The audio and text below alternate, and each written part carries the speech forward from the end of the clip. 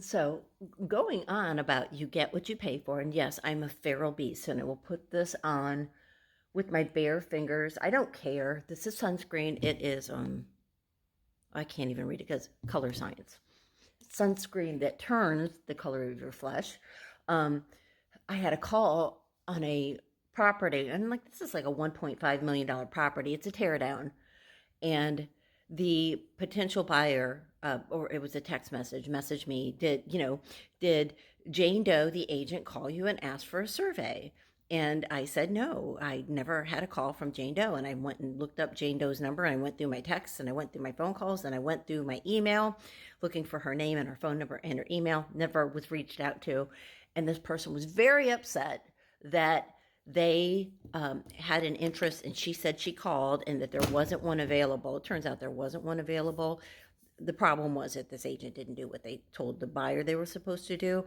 I did ask said buyer if he had a buyer broker agreement, and he didn't answer at that point. So I'm assuming that maybe he didn't, and maybe that's why she didn't do all of this stuff, because he wasn't being loyal. Either that, or she just doesn't know what she's doing. 71% of real estate agents did not sell a home last year, partly because, number one, they didn't have experience. Number two, this dreadful apathy out there. And then there's lifers like me, who wasn't smart enough to finish their law degree.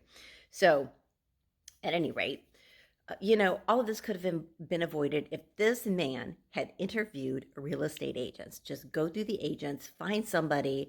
I'm wiping the stuff off my hand. Finding somebody who's really good, that knows the area, that is experienced, that can understand, can walk you through signing a buyer broker agreement, through the search, narrow down your area or neighborhood, walk you through the contract inspection, walk through closing, home ownership phase from, below zero to over 100, so that you know exactly what's going on. They owe you a fiduciary responsibility at that point. And, you don't ever want to blame the consumer, but as a consumer, even myself looking for real estate outside of this area, I have hired my own real estate agents to do the work. And part of it was expertise.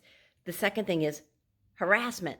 When you keep calling on properties, you keep getting phone calls from everybody trying to work with you. And once you have a signed agreement, just be like, I really like this home, send my agent more info on it.